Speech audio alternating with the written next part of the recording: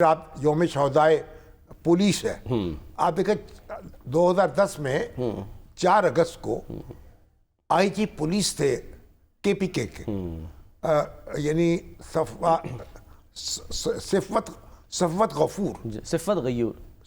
गयूर जी हाँ, उनको निशाना बनाया गया था, शहीद कर दिया गया था दहशतगर्द। जी हाँ, बड़ा एक बहुत बड़ी कुर्बानी थी जो पुलिस ने दी थी।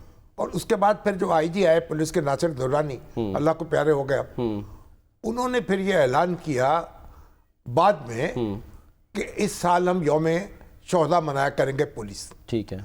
अब पूरे मुल्क ने फिर उसको अडॉप्ट कर लिया। ठीक है। अब पूरे मुल्क में पुलिस के जो शोहदा हैं, जो दहशतगर्दों का मुकाबला करते हुए, डाकुओं का मुकाबला करते हुए, कानून शिकनों का मुकाबला करते हुए शहीद हो जाते हैं, उनका दिन मनाते हैं। सारे सूबों में वो शोहदा की फैमिलीज इकट्ठी होती हैं, वो वज़ीर आला मिलते हैं, दूसरे हुक्काम मिलते हैं, पुलिस के अफसरान, आईजी पुलिस मिलते हैं।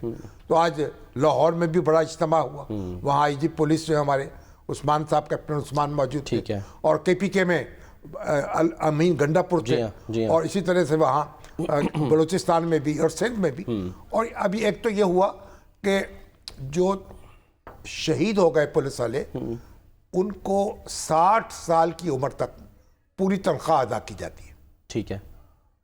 और उसके बाद उनके अगर बच्चे हों, उनको तरजीही बुनियाद पर मुलाजमत दी जाती है। ठीक है, उनकी जगह। और फिर उनको मकानों की तामीर के लिए प्लॉट दिए जाते हैं, उनके बच्चों का ख्याल किया जाता है। पुलिस अफसरान जो है, शोहदा के बच्चे उनके दफ्तरों में आते हैं, वो उनको खड़े होकर उनको सैल्यूट करते हैं। और ये सारे आज वो शहीदों की फैमिलीज जो थी, उनसे मिले, सही, शहीदों के जो है मज़ार, उन पे भी हाजिरी दी और उसको याद किया। और पुलिस वाले, जो पुलिस की कुर्बानियाँ जो हैं, वो भी ऐसी हैं कि आप उन्हें नज़रअंदाज नहीं कर सकते। वो भी दिन रात बेचारे लगे होते हैं। शिकायत अपनी जगह हैं, पुलिस जो है, इस्लाहात भी ज़रूरत होती है, इस्लाहात की भी ज़रूरत है। सबसे बड़ी इस्लाहात तो ये है कि सियासी मदाखलत कम की जाए, पुलिस को ऑटोनॉमी दी जाए, पोस्टिंग ट्रांसफ़र जो है वो सियासी दबाव के तहत ना हो, और एक पुलिस भी उसी तरीके से एक खुद मुख्तार अदारे के तौर पे काम करे। चलिए, जिस तरह फौज काम करती है उतनी खुद मुख्तारी ना भी हो, तो उससे कुछ मिलती जुलती तो हो जानी चाहिए। सही है। जब फौज जो है, उसकी पोस्टिंग में, उसकी ट्रांसफर में, उसकी रिक्रूटमेंट में किसी सिफारिश का कोई दखल नहीं होता।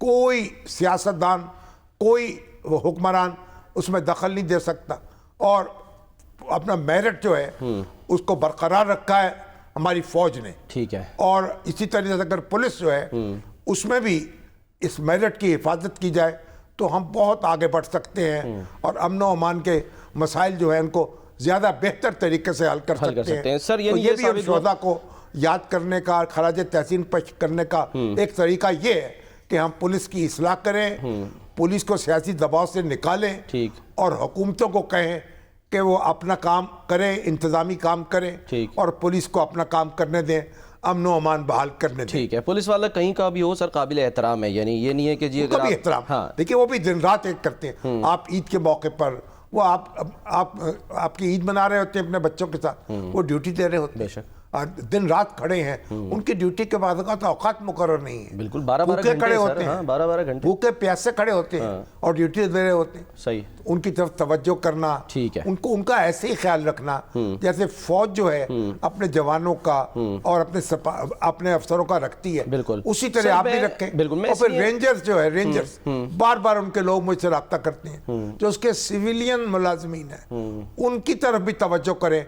वज़ीर दाखिला साहब, मोहसिन नकवी साहब और तलाल साहब इस तरफ भी तवज्जो करें।